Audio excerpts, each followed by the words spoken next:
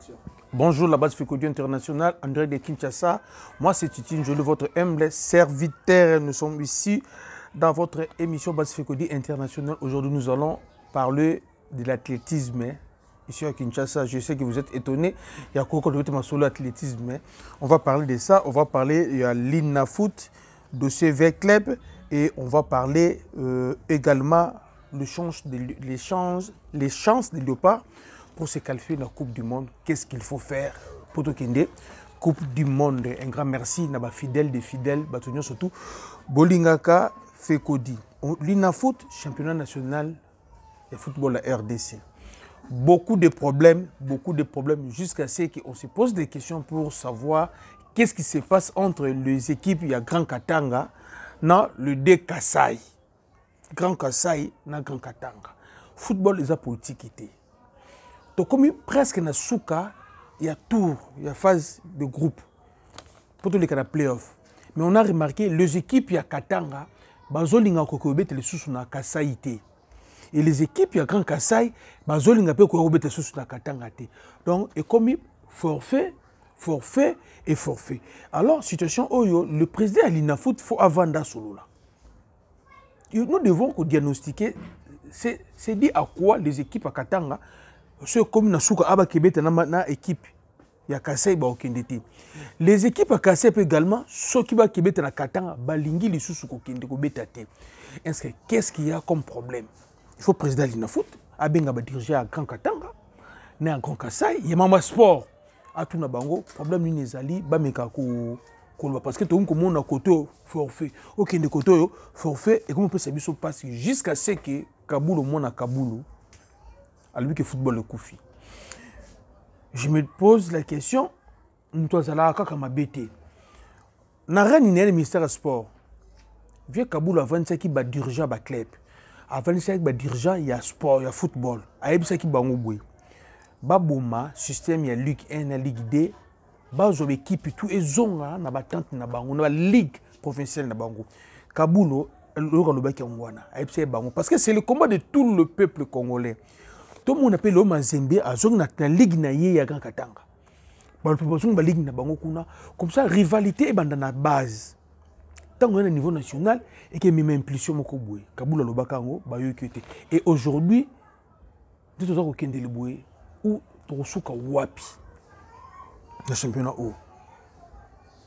Tosuka Wapi, vraiment, les OP Sabiso passent pour les logs de l'INAFOOT. Car c'est la netienne, il faut savoir dans la poule A, qu'on a ma place Mazimba Zali, n'a pas Lupopo, déjà qualifié, Sangabalin également Zali, n'a pas Simba, et Tikali, le deux derniers Batikala, mais il dépend de fois pour Mazimba gagner équipe, Mogo Boye pour Sangadon Bosco, les cas, équipe a fois gagner Mazembe, donc c'est que nous savons que Don Bosco on les connaît parce que Mazembe a aussi laissé à l'Otika Don Bosco. Le peut te déplorer, Mazembe même Don Bosco na playoff, portique là qui 6 points, dans le nombre de goals à virage. De ce qui Mazembe, pas ma premier, il faut remonter goal à virage à 14 points. Mazembe a gagné, Don Bosco 14-0.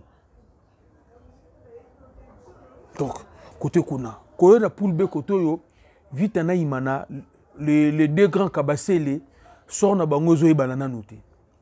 Manier menyo leki, les aigles ba leki, ranger ba do poussana, vite na 25 points, imana FC Kabassele. Parlons de V-Club qui est aussi Kabassele. V-Club a de sérieux problèmes. Il y a un ami, moi Fécodi na niveau ya Afrique du Sud, benginga bina betle expliquer bango et loko nini ezoleka au juste na V-Club. Au moment où je vous parle d'ailleurs bon, le coach Chungu a commis les sous V-Club. A 5 na V-Club, ba kende ko désactiver na FIFA CAF comme entraîneur à V-Club. Parce que jusque là na CAF l'entraîneur principal de V-Club c'est coach Chungu. Coach Chungu a joué la Coupe na Tanzanie. Dans Mboka Batu Oba Tcheba chéri le football. Avant de recruter entraîneur, on va vérifier entraîneur parcours na yi. Ba comme na CAF, ti lelo azana coach principal il y avait club. Alors ba contrat na hier Zuno Bamboka Musu zo simbaté parce que ba vérifier na CAF azaka entraîneur avec club. A 5 na avec club ba qui nous désactiver comme entraîneur principal il y avait club. Et coach Chungu a rappelé na avec club 14 mois il y a arriéré. il y a paye, il fout à été. Banaveya, Ozel Banamboka, je vais vous résumer en 2 lignes la situation de V-Club. V-Club, ton fort réparti. Maman Bessie Kanzadi, elle était venue. Donc, vous voyez, on a vu une dame, n'a volonté à servir V-Club, mais des moyens étaient limités. Les niveaux de fort à tirer qui V-Club, Maman Bessie n'était pas moyen ou anaté. Il a fait dans Oakoyiko Sala, je me rappelle la saison où il a gagné Mazembe, il a gagné le Popo, il a gagné DCMP, saison Katana Kinango. Et après, les gens qui ont un peu aguerri, il fallait qu'on renouvelle le contrat, on a revoir le salaire, alors Maman Bessie n'avait pas l'argent. Par exemple, Bima qui a sanctionné les joueurs, que ce soit les joueurs à Bengani Bango. Il a recruté les joueurs à 2 000, 3 000 dollars avec club. Et les jeunes là, ils ont un niveau avec club. Chut avec club. Maman Bessie n'est accueillie. Les Turcs qui tombent, c'est le contrat avec club. Nous, au niveau avec Cody, on était des premiers. Il y a exiger éclairage sur contrats liés avec club na Turc. Déjà, les Turcs qui ont racheté avec club et comme la société et comme tout le monde qui va pas actif n'a passif avec club. Valeur n'a pas combien et il a quitté. Le pourcentage de avec club, Maman Bessie n'a pas ça crée des problèmes jusqu'à ce que Maman Bessie a cédé. Les Turcs ont joué avec club. Les Turcs ont placé Amadou Diaby na Moutou avec club. Amadou Diaby il est venu. La première erreur à Sali, il a commencé à s'attaquer à Batoutou à travers Maman Bessie na Tango fort. Surtout le staff technique. De côté, à qui entraîneurs marocains et les Marocains n'avaient pas, ils n'étaient pas qualifiés pour diriger avec club. Baké na CAF, quand tu choues le diplôme, ne pas saler là.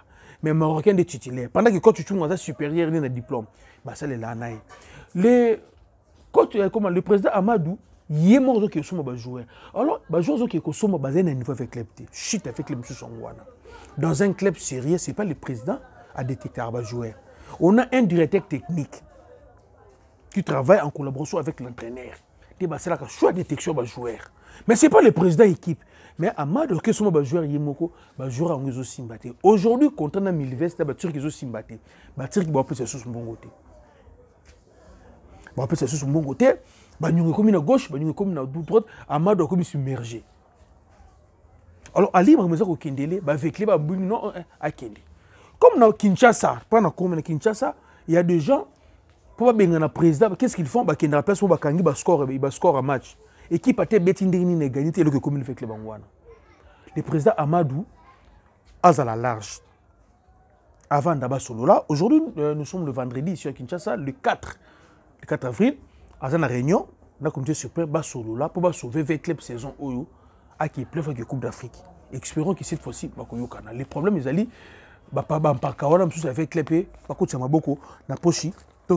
Parce que sans quoi, Ekosimba na ngote côté kuna, côté chungu, a fondé le club, a sengi ba désactiver na CAF comme président, comme entraîneur titulaire, il y avait club. Ça nous fait vraiment mal. Il faut tenir, il faut oui ben ce qui non, Toazembe est de retour, c'est une bonne nouvelle pour la RDC, Toazembe Zagi BC, Azongi, Kaloulou également, Azongi, tout le monde qui a fait entraînement et ça lui bien. Il y a Mavididi et Wan Bitsaka, dossier de solo yango. Nous, au niveau Fikodi, on a cherché l'interview, l'audio ou l'article ou la vidéo selon laquelle coach de Sabre a lobby qui clame à vie à Bissaka Bengaki pour Bissaka Betela Lopa, tout le monde y a parce que Batouba lobby yango, lobby qui non coach lobby on a RFI. Mais na RFI, biso to fouiller, to ken site RFI. Toluki ba article tout est RFI tout monde yangote toluki ba audio tout donc toluki nyonso tout lié na léopard tout na des sabres tout monde yangote. Alors nous ne sommes pas contre Bissaka Aya, tout ça contre Ngote. Bissaka ça joue à classe mondiale to réclamer Kaye. Ça fait mal peut-être comme on a 28 ans dans zone de moyens au Congo, ça nous fait mal. Mais on n'a pas la précision selon laquelle Bissaka joue. C'est que nous savons que Bissaka a été déjà contacté dans la RDC depuis longtemps. Et Bissaka a déjà dit que au Congo, sauf que c'est son manager, pour des raisons, il y a un bongo à gérer le dossier. Ce qui a moni Aya, ce n'est pas un problème. J'ai vu des gens qui disent non, Ayate, toi sur la possibilité, papa, non, jusque-là, na poste Wana, on n'a pas un défenseur, un latéral droit à l'équipe Wan Bissaka. Mais expérience cette fois-ci est vrai. Ce que nous craignons aussi au niveau de Fikodi. makambo ekomaka na Ghana bato babeti éliminatoire coupe du monde bato mosusu Ghana qui est coupe du monde bakomi na coupe du monde bajoueur mosusu baye mpe bakomi koexige kozala batitulaire eloko wana eza na shit cause ya shit ya Ghana ti lelo botuna babotenge bayebi eloko tozoloba wana la gestion des effectifs il y a des gars oyo bazobunda mpo na Léopard nalobaki yango on va faire torecrutera na 3 étapes na Léopard on a besoin de gens qui vont nous aider aujourd'hui même sur la Coupe d'Afrique, la Coupe du Monde. On a besoin de gens que nous avons recrutés pour mettre sa biseau. Coupe d'Afrique, la Coupe du Monde. Et au nom des gens que nous avons recrutés pour 2029, parce que nous avons l'ambition de mettre sa Coupe d'Afrique en Congo. Alors parmi les Batouana, ça ne sert à rien à l'apprécier. Parce qu'il y a 3 étapes. Nous, ça dit qu'il y a 3 étapes. La troisième étape, il y a 2 étapes. Donc ça veut dire, à Betty Bisso, qualification, tu veux une Coupe d'Afrique, tu veux une Coupe du Monde, peut-être Coupe d'Afrique que y a une même il commence à s'appeler peut-être Coupe d'Afrique à Robert. Wan Binsaka, à 28 ans, il peut nous servir pendant 2 ans. Il y a 2 ans à Robert Coupe d'Afrique, à Robert Coupe du Monde.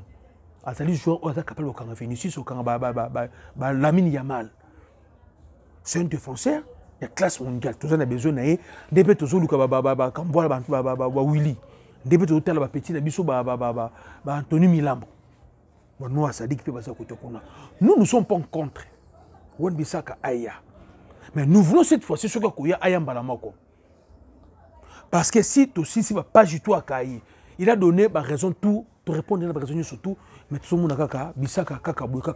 Nous, au niveau Fécodi, on n'a pas vu l'article. Non, coach, n'a Bisaka Basolo Laki, Bisaka le but a besoin de Congo, tout le monde article en a été. Mais tu as besoin de Koloba, et j'appelle sur Nabiso Aya. Il y a le problème aussi de Mavididi. Le problème avec Mavididi, c'est quoi?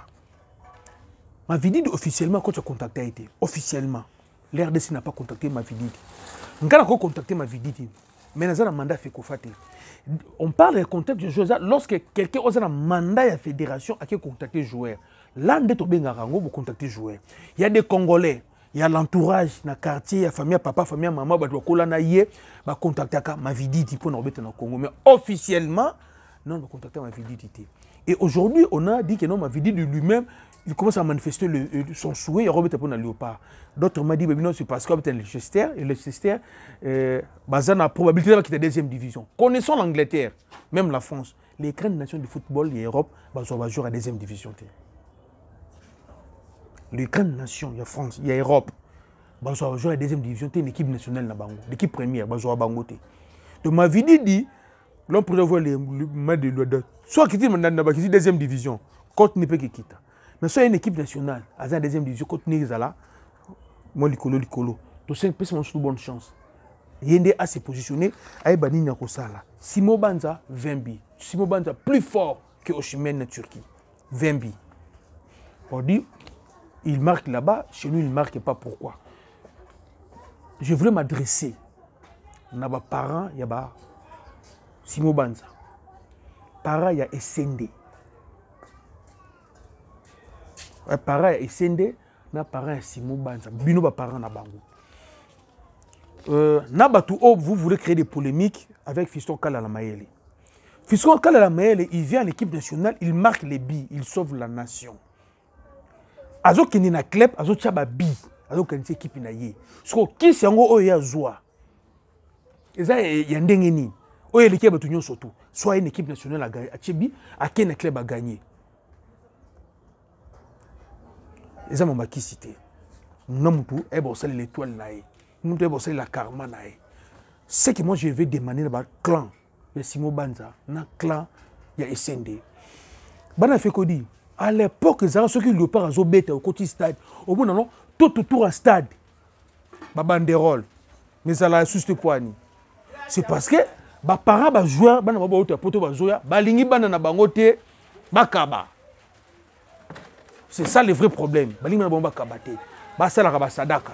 Vous comprenez? Pourquoi Théo Bongonda zo kaba? Pourquoi Théo Bongonda azo tchababi? Vous comprenez? Pourquoi Théo Bongonda azako tchababi? De côté kuna bokende ko bongisa na roza mulai le loté match RDC Togo pour nous ça c'est un match piège. Bana fait ko dit match RDC Togo c'est un match piège. Vous comprenez? Tout si phase aller, tu vas dire phase retour tous premier. Mais tout ça un match piège RDC Togo. Match wana, ils ont senga beaucoup de concentration. Match wana Togo beta na Togo, Togo beta na Sénégal. Makamususu na ko lo ba on ba TVT, base fait kodina niveau likasi, na pesi bino vraiment merci na contribution na bino. Bokanga date ya lelo. Soki tolingi to kende mondial. Tokanga date ya lelo, nous devons gagner Togo na Lomé. To gagner Togo na Lomé. Match RDC Sénégal, bokanga date ya lelo fait kodina bino to gagner Sénégal 1-0. Kuna si tolingi liboki to kangi singa. Nous avons fait le boka zati mais match RDC Togo. Togo beta na Togo, Togo beta na Sénégal mais match moko. Il faut faire tout pour gagner match wana. Mon Soudan, quand on est troisième, na kotika la na yango wana tikali troisième. Mais match où ils ma bepo na biso, les match à Togo. Ils ont une unité. Batu oyo bokindaka kolukela Léopard ba victoire. To seng na bino cette fois-ci bochanasi. Bozana bomoko. To ratara mondial parce que groupe O bazumbongo préparé match, O bazumbongo préparé match ité to bebani. O bazumbongo ba bombeli baninga to bebani. Ce qui to kindaka mondial té et ça ba joueur té. Ce qui kindaka mondial té parce qu'il y a un groupe de gens ici à Kinshasa. Pas dans Congo mobile mais il y a un groupe de gens ici à Kinshasa O ba accompagner ka Léopard na ba match, bango ne baza na base. Qui le parc na sous coupe du monde. Alors cette fois-ci to sengi na bino. To sengi na bino. Bino to teka ka ba match. To sengi na bino. L'idée Boudimbo a ouvert na bino. Bomeka kolinga mboka cette fois-ci. Le plus grand danger ils ont guetté biso pour le mondial, ils ont dit match à RDC Togo. Bana fait kodi. Soki kaka to gagner Togo na Lomé ata 1-0. OK. Il faut savoir. Phase aller et si tu veux phase retour. L'équipe Oyo baza du sous na course pour le mondial, bah c'est désarmant na bango. Alors les deux premiers ne babunda. Alors les deux premiers là okobimisa mbongo ebele. Yim toleka. Parce que maintenant préparation comme avant, pendant et après match. Y compris na bureau. Y compris na bureau. Il faut défenser Sénégal na Togo. Nazol balikambo oyo parce que to yebi ndenge le par longwaka. Ni nous Coupe du monde. To yebi. Tu vois, on est Soudan du Sud. Soudan du Sud, Kobeta Panaï. Ils ont vraiment problème minté. Koyemba Mourine, comment Soudan, Kuyakuna Awa. Alors, ils ont soufflé. Parce que 7e journée, bon, on a reçu la nuit pour là. Alors, comment ils ont soufflé 8e journée, ceux qui ont reçu la nuit pour là. Mais Bisso, 7e et 8e journée, na Bisso. Togo, na Sénégal. Bande Konangai. Bokanga date c'est le mois de mars. Il y a encore, le mois d'avril. Il faut encore 7 mois. Il faut mettre un match.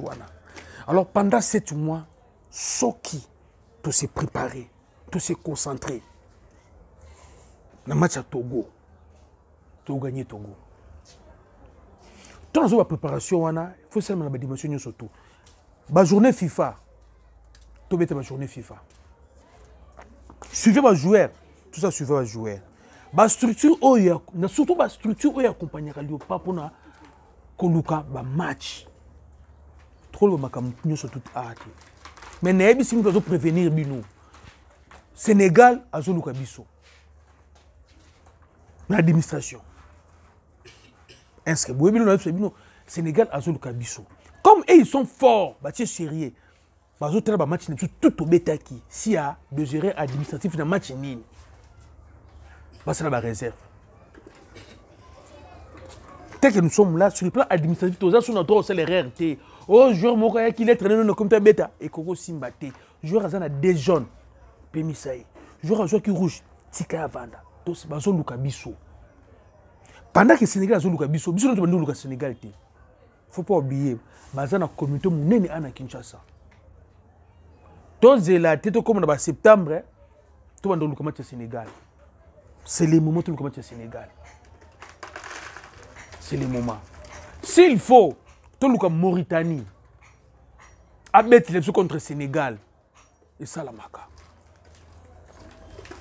soka o gagner Sénégal te akanga kaka adiembela ye parce que le niveau de Komeli Oyo tous les coups sont permis. S'il faut utiliser Mauritanie adiembela Sénégal tu utilises Mauritanie. S'il faut tu utiliser Soudan du Sud adiembela Sénégal tu utilises Sénégal. Les nations qui ont la Coupe du Monde, ce sont les nations qui dépensent. Ceux qui ont une ambition de dépenses, c'est la Coupe du Monde. Pour qu'il y ait une Coupe du Monde, nous devons accepter de dépenser. Il faut tout ça, la lobbying, tout autour, il y a 4 matchs où il y a Kali. Tout le match contre Soudan du Sud, Soudan du Colo, Sénégal et Togo, il y a 4 matchs où il y a Kali. Il faut négocier 4 matchs. Donc nous, ce qu'on peut faire, il faut gagner Togo. Nous Togo. Nous avons insister pour Togo parce que Togo est allé le match de barrage. Si tu gagnes Togo, Sénégal tu lingue awa. Sénégal awa na Kinshasa na stade de Marty. Papa ta mboule beti. Ata mboule beti. Ata bia loboko. To tche bia loboko. Moi ata bia loboko. To tche bia loboko écoute Sénégal. 1-0 au pôle. Mais match contre Togo, c'est ça l'avenir. Il y a qualification sur la Coupe du Monde. Chance de César, il faut gagner à Togo. Pour ceux qui gagner Togo, Soudan déjà, Togo a décidé de gagner Togo, Soudan a la nito au pôle. Togo comme on a Soudan, une fois de plus, Togo on a Soudan, Karaba 5 points. Peut-être 8 points, 7 points, 6 points. Alors que tu as 2 journées. Dans 2 journées, on a déjà Sénégal repousse à la paix. Soudan a la paix dans Sénégal. Donc, et comme il y a problème. Et comme il y a Soudan problème, c'est ce que nous devons faire. Mais fait que du bon match ça musique vous papa. Match ça musique on a fait des calculs, tu peux raisonner, comment tu perds la qualification qui est Coupe du Monde. Tu perds la avec coach Bengi, tu perds la oh, tu es contre Tunisie. Ah ouais, et match à Tunisie, t'es papa. Match à dernière Tunisie, n'est pas Coupe du Monde. Non. Match avant match à Tunisie, voilà. Bon, tu as des matchs avant match à Tunisie, voilà. Donc, non, c'est la Nil Noir, il y a Zoba. Et Nil Wana. Des salaires qui non, il faut gagner à Tunisie, à Kinshasa. Contre Maroc. Tu connais tes points. Et il y a juste un stade de Martyr. Or, Mbongo et Bimé Belé, pendant que nous avons préparé le match, on a passé tout notre temps à Mbongo. Mbongo match. Or, Mbongo match, c'est le gouvernement de Bimsaka. Toi, Kabola combien? Toi, Kabola combien? Mbongo Bima 2 millions de dollars pour le match aller réduire sur le Maroc. 2 millions de dollars. Mbongo on est Bima, mon ça qui est une Coupe d'Afrique, Coupe du Monde. Partage à Mbongo, on a besoin de se payer la thé. C'est peut-être pourquoi. Et comme que non, structure qui au pour la préparation match, au bisu to zoom qui est au sein de l'autre côté. Ceux qui ont gagné, gloire. Il y a des Congolais, combattre bisu moko awa. Les amis m'attendent pas batouté. Oh m'attend pas gérer match mabé. Non, m'attend pas batouté. Alors ce sont les mêmes personnes là. Bazar na province cité bazar na Kinshasa. Toké na mondial parce qu'il y a un groupe déjà ici à Kinshasa pour na bango succès léopard et dépendant na bango. Il faut bon lire kaka mbongo léopard. Ceux qui appellent bon mbongo léopard, on les base na unité base toujours au Kabwana. Attends sangi si bango. So ba moni que non yozo solo mo mingi na ministre ke bango ba vimbani. Autre qui mondial parce que Prince Lossala lobby Prince Yenge à l'équipe mort na kisi. Papa est-ce que one a besoin de sens? Tous on aller passer ceux qui sont des mondial parce que tous on a des objectifs. Il y a le monsieur Zali token des coupes d'Afrique. Tous en Coupe d'Afrique dans Maroc. C'est ça l'objectif. Quand on est Maroc Coupe d'Afrique, les objectifs ne sont pas parce que token déjà Coupe d'Afrique token na biso. Vers les années 2010, vers les 2012, les objectifs sont en Coupe d'Afrique parce que la plus mauvaise année de l'histoire du football congolais est l'année 2010. Tu as gagné un match, tu as gagné 6 matchs, tu as gagné 3-0. Tu as gagné 2010, tu as gagné. Jusqu'à ce qu'il y ait tu as rejoint la victoire, ma victoire. 2010, on a une équipe nationale 2010. 2009, 2010, 2011. On a ma B, vraiment ma B. il y a Léopard Yangouana. Alors, cette fois-ci, tout ça, on a bien. On a des joueurs aux chances de nous sourire l'équipe nationale. On a un entraîneur, Oyo Aye, Namana Kanaï. On a un président de la République qui accompagne l'équipe nationale. Et aujourd'hui, pour le Moko Boyo, c'est normal pour Nabiso. Parce que si on tel pour Nabiso, il faut que le Sénégal trouve la place. En termes statistiques, en termes historiques de football en Afrique, il faut que le Sénégal trouve la place. Mais tant que le Sénégal, il y a tout ça, il y a le Sénégal. So, tout ce que le Sénégal a les par quelle magie? Pour que le Sénégal a les cabisotés, que devons-nous faire? Tout ça, le nombre de matchs. On va être en 4, on va être en 4. Le nombre de matchs, on va être en Liban, on va être en Liban. Nous, tout ça, on a un avantage. Tout le monde a point, mais il faut que y ait un 4 pas nabiso. Il faut que y ait un Sénégal pas nabiso. Après, tout ça, on a un Sénégal pas nabiso. Ici, chez nous, en Afrique, terrain Kotaka. Si en Europe, terrain Kotaka, en Afrique, qu'on ne vous trompe pas. En Afrique, terrain Kotaka. Mais pour nous remettre au Sénégal, nous sommes impérativement obligés de gagner Togo.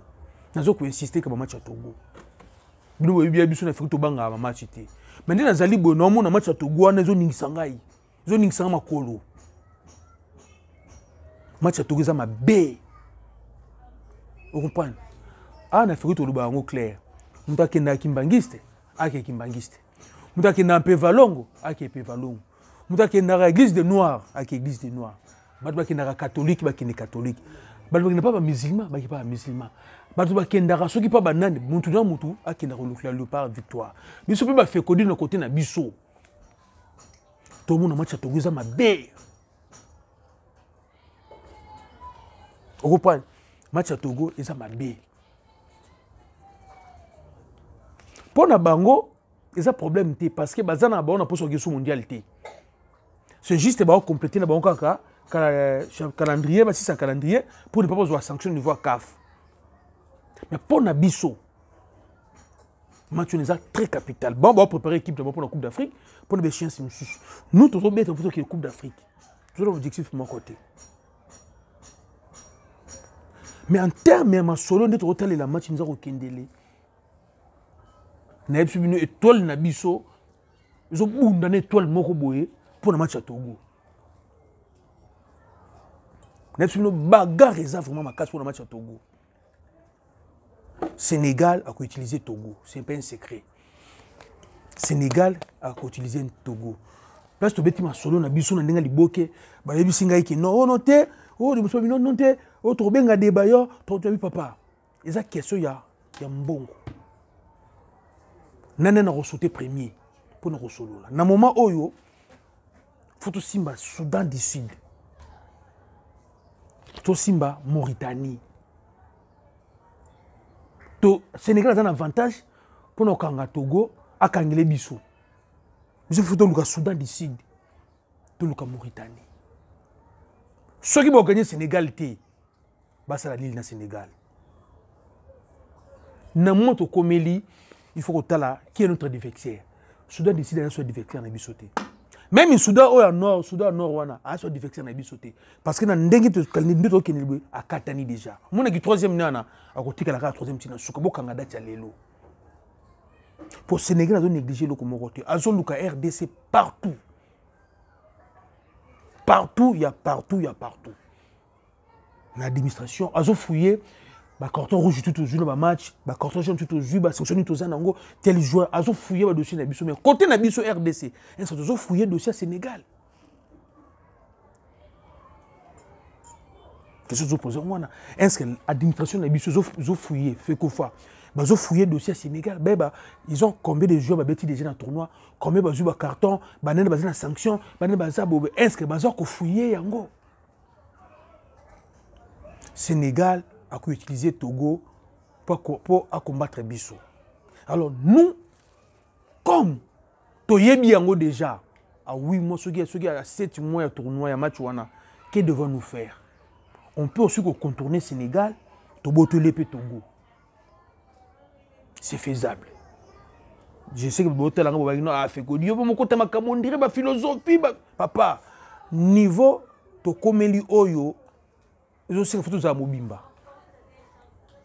Awa faut la wazalendo. faut être patriote de makambo komeli o. Soko ko muno ko makambo o te, c'est le moment tikala. Tika biso tout ondimi na biso charge le parc mondial to ke liboso. Bana fait ko di o mun ko ko na été. Atikala na ye. To ndako lo bango. So to lo ba o bana tchango bakanga ba bomba rebelle. Eza bana to tchango te. Misusu jour e indaka. Babima na bango te. Mais o babima pe bazalaka mais bana tchango. Na moment oyo poto ke mondial, on a besoin de patriotes. On doit reculer te. Parce que comme il y a imamé, tu signes yoma. Tour haut cette fois-ci jamais. Sauf que tu as mondial tour haut, tu peux transmettre une Coupe du Monde. Parce qu'on a connu de meilleures générations. Génération va Togolo va qui Coupe du Monde. À part des bailleurs. Parce que je ne ma casse. Angola qui a Coupe du Monde va jouer. Star n'a pas Flavio na Ali la Égypte. Bakina Bastarni. Zambie a gagné équipe professionnelle de la Côte d'Ivoire. Il y a Yaya Touré, Didier Drogba. Il y a joueur il y a Lina Foot. Il joueur Mazembe. Bakala, Basinkala, Basun Justopila. Nos statistiques, équipe Mazembe. Nous avons la deuxième division de Roumanie. Capitaine de Bangwana. Kalanga sur Kalanga Bou. Mais comme j'étais déterminé, nous, les gens à Bisso, ils ont unité. Les gens à Bisso, ils ont qui leur consort. Manque de patriotisme, c'est ça la question qui est mondialité. Au moins, tu as la deux journées pour que mondial. Au moins, un groupe Mogoboué, par contre, exige un bon belé. Tout le monde a un groupe Mogoboué, bon, quelqu'un qui a une compréhension Mogoboué, elle va faire un bon rapport pour aller à mon divertir, c'est l'équipe. Mais cette fois-ci, on va aller bon pour le parapola. On va kufa, on va tirer ba ni ba orphelin. Au monde quand déjà comme qu'on soit bon à l'état. Oh cette fois-ci on met qu'on fongola kaka liboke pour le parapola. Topola, to beti na terrain, ba to selba masolo to kokité, là nous sommes d'accord. Mais ceux qui sont congolais morts, to groupe ba congolais bo lien bon ba divertir. Pour RDC Pola, pour Canada Tchalelo. Nous avons comme prophète. Pour Canada Tchalelo. Il y a des noms que oh bah combo bino bo yebi. Bah Gérard Mabal na Congo ba kufa. Parce que cette fois-ci, vu de prière l'équipe makas. Niveau vu de prière to memi pour la Coupe du monde tour oyo na émission na ba pasteur ba okokati to ko c'est ba pasteur. Niveau vu de prière to matisi na ba pasteur ba okoya. Atabo ceux qui sont Edi qui a yé oh Edi nga zumbongo te avec le para kopola torbo mais Edi fodé. Pour comment quand que non oh Edi nga lobi que non bo pese mbongo te le para gagner te. Moni tour atabo ceux qui sont dingwe. Oh ko ka souste. Mutu tout aussi ajouta $1. Le gouvernement congolais pour nous comme léopard. Ce jour ajouta $1 il y a léopard aux juifs. Et que nous compliquer équipe nationale.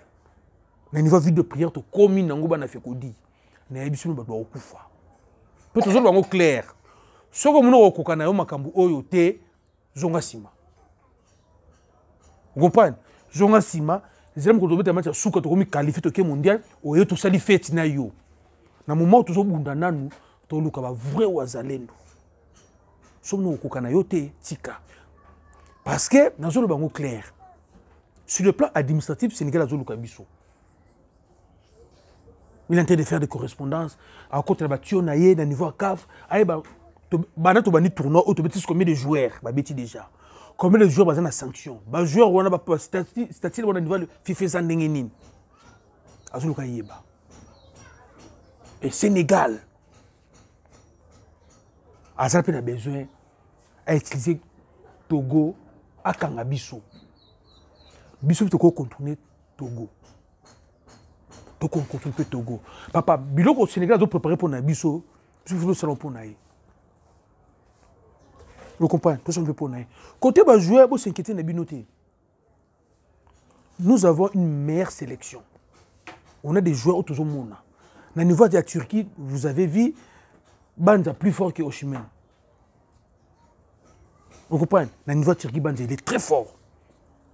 Au niveau Afrique, il n'y a pas un avant-centre qui est plus fort que Fiston Kala Maël. Chancel même bakuta beta raté. Mais entraîneur kuna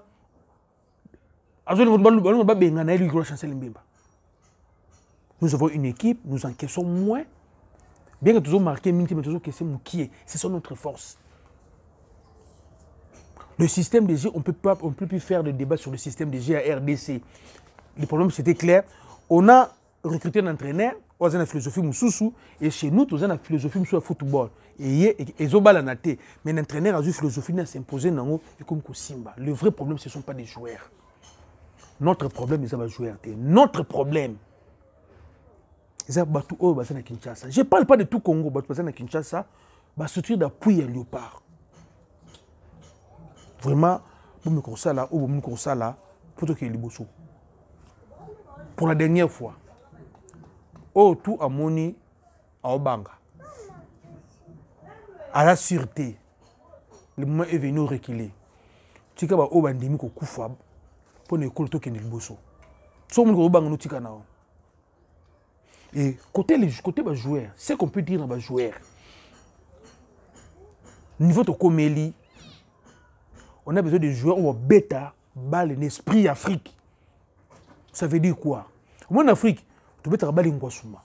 Nzoto na nzoto, parce que chodine. On n'a pas besoin de 50 passes pour la souka. En Afrique, ils ont touché Bimoko, ce baloye, tchou, chodine. Tout ce que soda bazala, joueur bazonné ba soda, on dit ba volontaire. On va ko bêta balle, n'est-ce pas? On dit chasser même mandat bêta. Bon, le match contre Égypte. Au moins, l'esprit de le match Égypte. Le match Maroc n'a pas de joueurs. On n'a pas de joueurs. On n'a pas besoin de joueurs à la star dans le Léopard. Pendant 4 journées, Tikali, tu as besoin de star. Tu as besoin de meilleur arbitre dans tout le monde. Mais tu as besoin de fisc 12 points. Tu as 12 points. Dans 12 points, on a minimum 12 points. Mais dans 12 points, on a condition de gagner Sénégal. Je parle de 12 points, tu gagnes Sénégal. Parce que si tu joues 12 points, tu gagnes Sénégal. Le Sénégal sur 12, on tire dans 9. Pas pour le match, on a biso. Attends, il y a 3 matchs, on a 9 et Simbate. Il faut 12 points. Tu sais, non, tu es bongo. Si tu gagnes Soudan du Sud, tu gagnes Soudan, tu gagnes 59 points, tu gagnes papa. Tu calcules à ma baie. Quelle est la carte qui est non? Joueur moi faut dire qu'une équipe moko ba c'est là Sénégal 3 points. Faut tout ça la calcul il y a 12 points. Mais priorité na biso ezali, faut gagner Togo. Na Lomé, atteint 1-0. Alors bino batou veut être que non équipe ezana no malongate, to ke molion papa cette fois-ci na 4 journées tikali oyo, on n'a pas besoin de spectacle. On n'a pas besoin de football champagne. On a besoin de bi. Peu importe manière tu bêta, tu gagner. Et le football aujourd'hui, c'est le billes. Vous comprenez? Football aujourd'hui, c'est le billes. Football aujourd'hui, ce n'est pas les 50 passes. Bêta 50 passes, non, c'est pour le poli. Vous comprenez? Vraiment, il faut comprendre ce qui a retenu aujourd'hui. Simon Banza n'a essayé par parents na bango pour me consamter maman nene. Pour se la na famille. Arrêtez de dire que non, quand la zo kanga bango te. Kala la le par azo chabi na ba club azo chabi azo kangila bango wapi na coupe d'Afrique azo chababi azo kangila bango wapi azo kanga bango nini comment te bongo na chaka babi. Le problème c'est simple ozo bosa ka sadaka na famille biso to soutenir bana bazana ba famille bazana koko na bango boso sa ba famille na bino ezama mabakala la batute ezama kamgino ba parents ba jo bazama boko makasi bozo ngo kabate. Les problèmes là-bas dans bino, ils ont ma famille na bino, ils ont ma bakala la té, ils ont ma léopard té, ils ont ma équipe nationale té. Et ça qui non, banana bino, bino mo ba para, bozo privé même ma famille na bino moko, ba kuta na banana bino. Pourtant que famille na yo moko, famille même te botu yo botu mwana. Mwana beti bala comme nani. Comment mutu lokola Simo Banza bet match na léopard, star lokola Simo Banza, na stade de Marty, banderole les athées. Vous trouvez ça normal?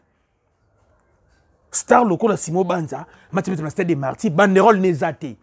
Après le week-end, non, ils ont simbaté dans des. Biso to yeba ki no soki star aena to no mama ki no botu na bakam bon to na zo bakam depuis ba tia bandera bakam sous na stade de martyr té a tia susubi Mon côté vite, bah notre bandera mo mnene boya rouge, pembe, maintenant comme on a rouge, Bakambo, Cédric Bakambo, bah tiens quand on le sous-souté. Ça m'a camalé pas. Mais je devais être le père bêta, sur le père bêta, sur le stade de Marty, tout le stade de Marty mobimba, bah banderole. Staff besoin soutenir joueur boy, staff besoin soutenir joueur boy, et ça la réalité soutenir bandero nangai. Botika okosi la bandinga ma problème, botika le tigre mboka ma problème, et ça libère nos parents ba joueur, bolinga ba nous ba kabate. Et on a ce qu'il faut retenir aujourd'hui. Merci bye.